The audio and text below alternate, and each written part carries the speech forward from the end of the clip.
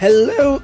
Oh. Hello, this is Chaotix. The Halloween 2023 update to Item Asylum added several new badges, including several badges related to perfect runs.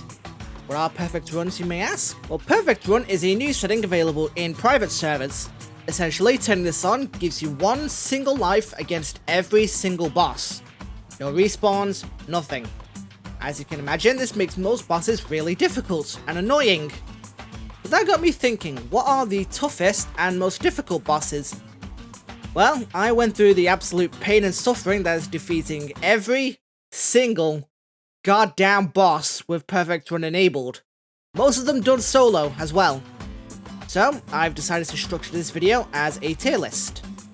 Pretty painless is self-explanatory. It still may take a few tries, but overall it's nothing too difficult, even with bad RNG. Reasonably challenging is for those bosses that take more than a few tries to take down. Whilst you might be able to scrape by with a less than ideal set of weapons, it won't exactly be fun. Pray to RNGesus. These bosses are where you're probably going to be searching for a few specific items to get through the boss fight. And then there's just bullshit. Put simply, if you don't get a good full set of weapons at the start, just reset. It'll be less time wasted in the long run. Also keep in mind that everything here is just my personal opinion formed by playing the game itself. That being said, I'd love to hear your thoughts in the comments below. The bottom tiers are for the easier bosses, with the top tiers being the most difficult. With that being said, let's start with the easy bosses and work our way up, starting with... No surprises if you guessed this one, Specimen 09 is by far the easiest boss on this list for a few specific reasons. You're always guaranteed an axe weapon of some kind, which are almost always useful. All of the boss's attacks are telegraphed, meaning unless you're not paying attention or you get bullied by the minions it summons, you shouldn't be taking too much damage. That being said, getting hit by the rocks will likely end up getting you comboed to death, but overall it's manageable. This was also the only boss here I actually completed first try during a perfect run, though that was also with a nearly full server and with only 2 players remaining. That's something to keep in mind too. As long as one person is alive at the end, everyone on the server still gets the badge for it.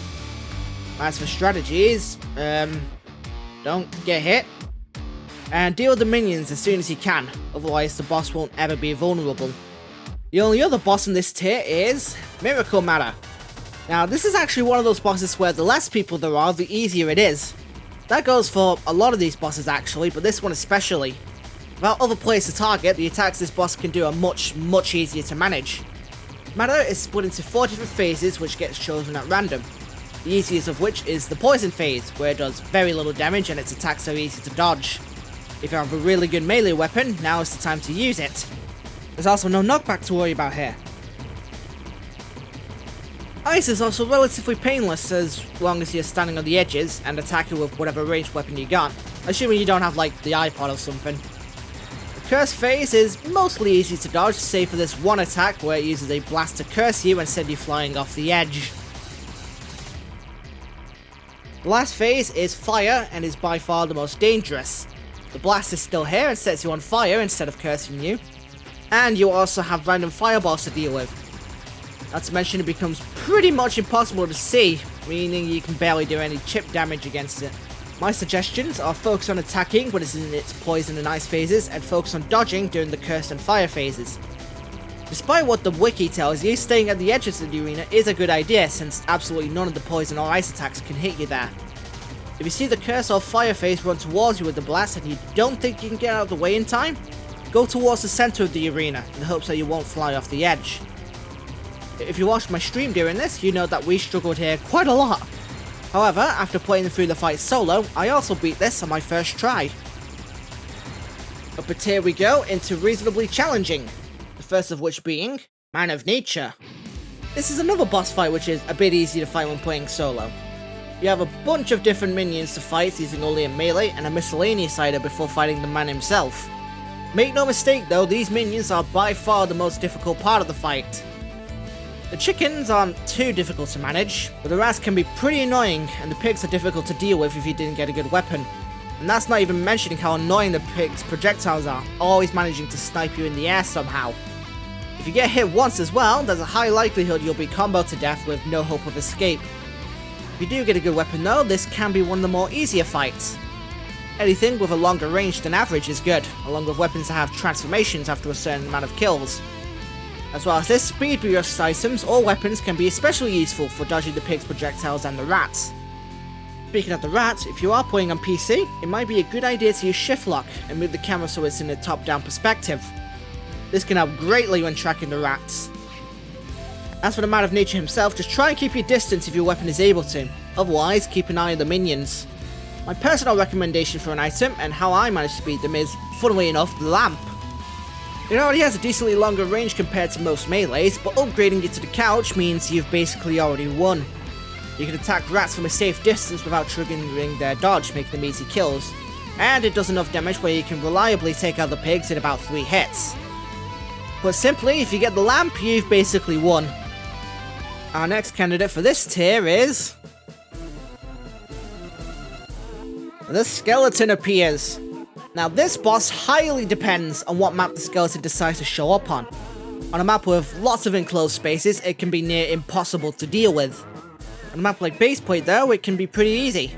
The caveat is you have to keep an eye on where it is at all times. Having at least a few players is also recommended, as the skeleton will always aggro one person at a time. One player can draw aggro, and the rest can shoot it without much worry. It does get a lot more dangerous on the third phase, where the charging gets really difficult to dodge, but even still, it should be manageable. Speaking of shooting though, don't even bother attempting a run unless you get a decent ranged weapon. Obviously anything hit scan is going to be the best options, but items like the crossbow and Kentucky are also quite good. Just reset if you get freeze ray. Once again, I got this on stream where only 2 people survived the encounter.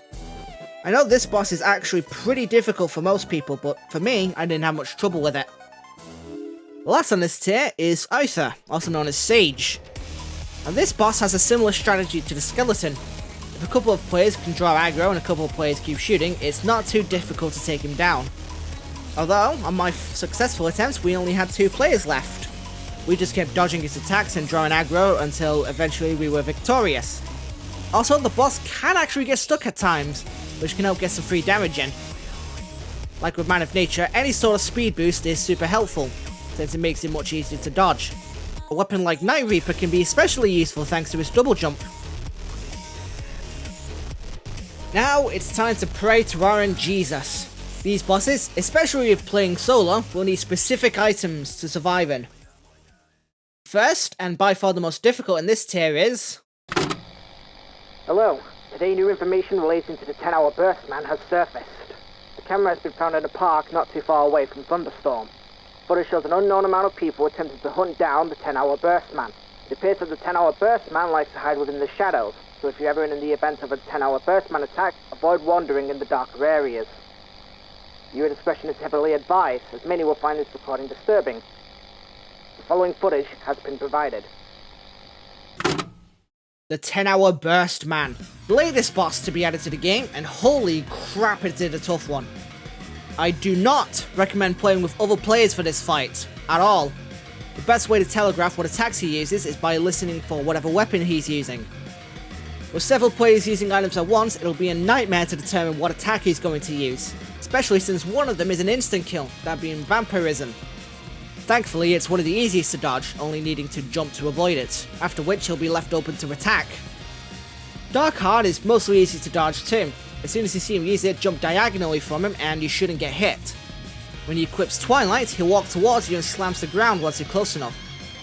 Twilight unfortunately has a really inconsistent hitbox, and if you do get hit by it, it's likely you'll die from whatever attack he uses next. Mad Noob's Shotgun is just kind of luck, depending on whether you'll dodge it or not. I just jump like a maniac and hope I don't die from it. It usually works. And Star Platinum is relatively easy to dodge by walking backwards. It's also a good time to get some damage with a ranged weapon if you have any good ones. The second phase, he drinks more 10-hour bursts and regens his health to full, but don't panic, since he also takes double damage, so basically nothing changes except for his moves. First, he'll use Vampirism 3 times before stopping instead of just once, and he fires the Mad Noob's Shotgun much faster. As well as this, he gains 2 new moves. Grand Javelin is basically just a coin toss on whether you'll dodge it or not, as it can come out of seemingly nowhere. And then there's Strong Left. There is no reason you should get hit by this as long as you keep your distance. Honestly, once you learn all the patterns for his weapons, this is a really fun boss fight to do solo.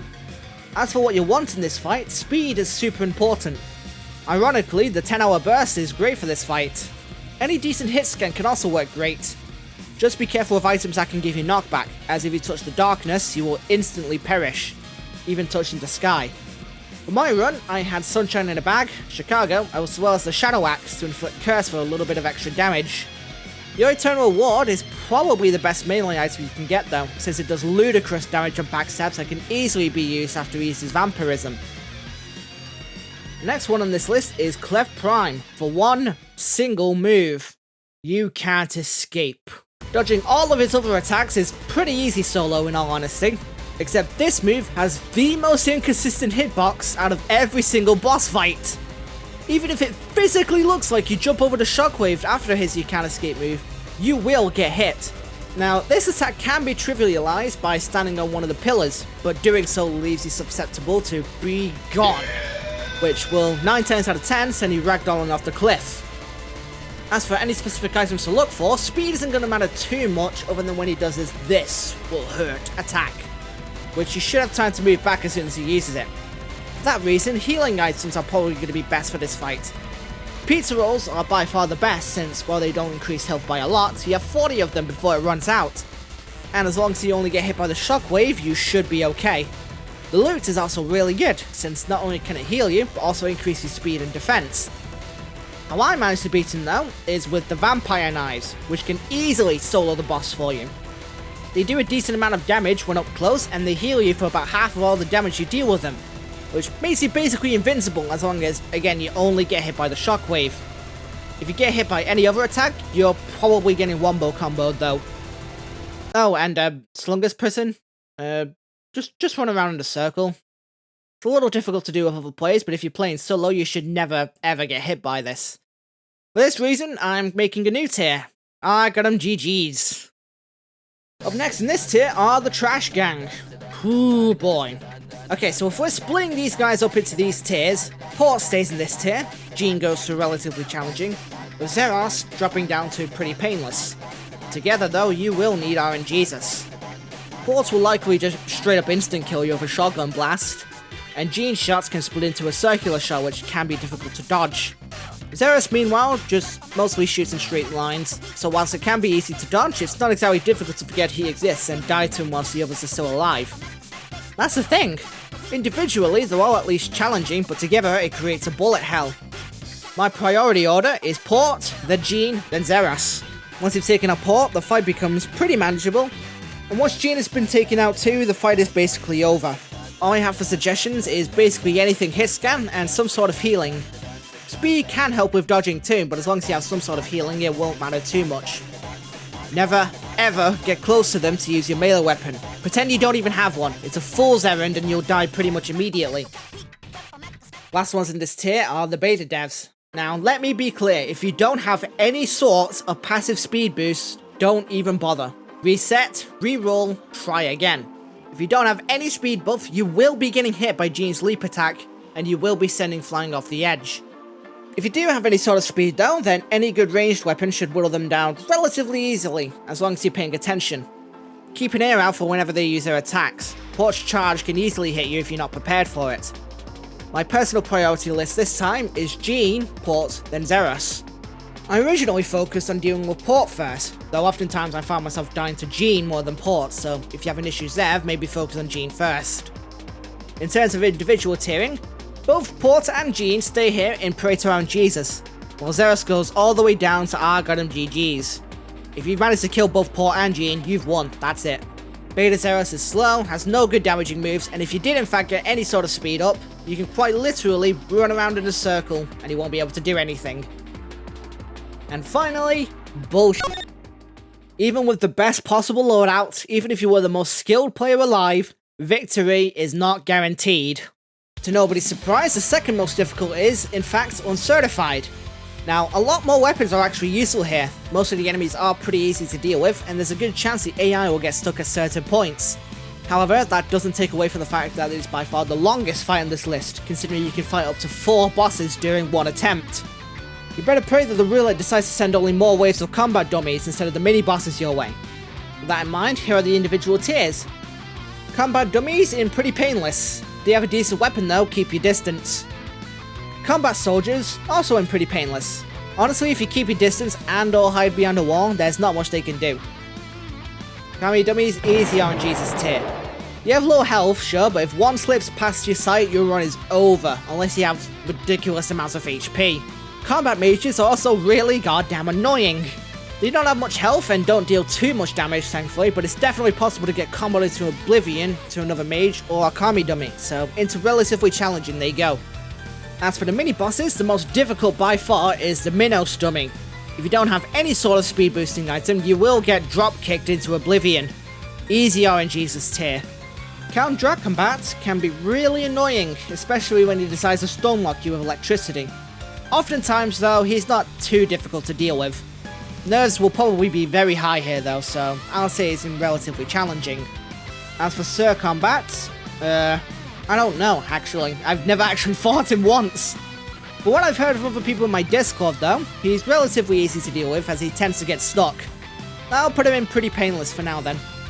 After the mini-bosses comes the final wave, including the Combat King himself. If you've beaten the mini-bosses though, you've basically already won.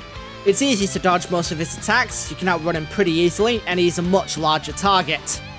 I've only managed to fight him once, but that was my successful attempts at well, so I got him GG's, I guess. Getting past the waves themselves isn't actually too difficult with a decent weapon and awareness of the minions themselves. It's mainly the mini-bosses you have to be worried about. The best loadouts that I could personally come up with are the Real Knife Slayer Sword of the Islander, Suppressed Pistol on Mach 10, and any sort of passive speed boost. Slayer's Sword will work way better since doing finishes when awakened will get you a ton of match XP. Really though, any decent melee will work as it will mostly be used for crowd control, slicing multiple enemies as they attack the statue. The Islander is especially good as it can actually one-shot every regular enemy except the soldiers. Ranged weapons will be better off for single target damage. Extra health in general is very useful, although speed will be very important should you encounter the Minos dummy. Multiplayers can also be very helpful to have, especially if you all get good weapons. Though obviously the waves will be longer and bosses will have more health. Other than that, good luck, you'll need it. As for my successful run now, I used the Buster Sword and the M1911, which upgraded to the Man Noob Shotgun. Oh man, I also had Maxwell. I fought Count Drag Combat twice and dealt with another mini-wave before facing the Combat King, after which I claimed victory. And now, by far the most difficult and annoying boss fight.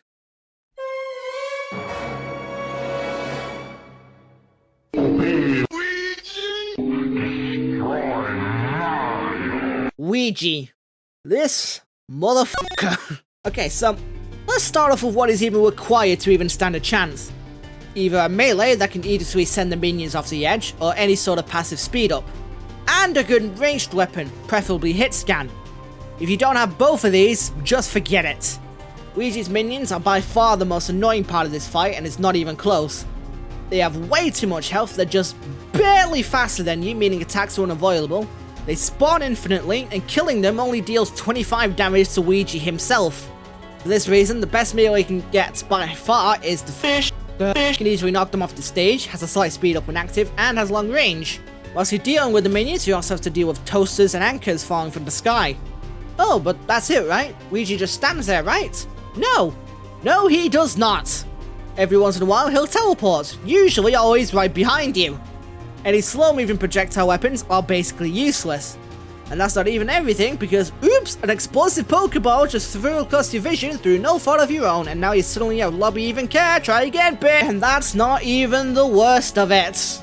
Once you get Ouija down to a third of his health, he'll use Die, which forces everyone's HP to 1. And there's no point trying to heal it off because you can use it multiple times during the fight.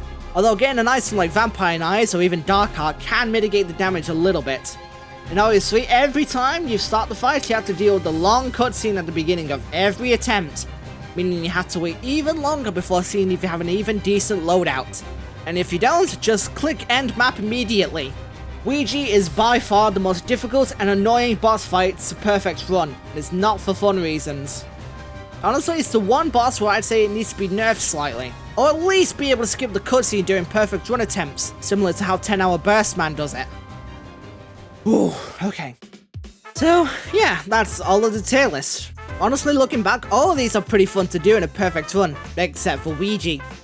I hope this video was informative in case you want to try getting these badges for yourself. Despite how difficult they can be at times, it's extremely satisfying to claim victory against every single boss. I also want to give a quick shout out to the Item Asylum wiki for all of the images, as well as some extra data and tips. May you one day be released from the asylum known as fandom. Please, please, God. And with that, I think that's everything, so thanks for watching. If you enjoyed this video, like, comment, and subscribe, that's what everyone says to me anyway. I stream sometimes, usually on Twitch, and I have memberships available if you want to support the channel in a more direct way and gain some cool perks. I also have a Discord server linked in the description. And with that, I shall see you all next time. Ciao for now. Special thank you to Please Mig, JadenRod123, Applemos, and IronTired7846 for becoming Black Mages. I appreciate all of your support.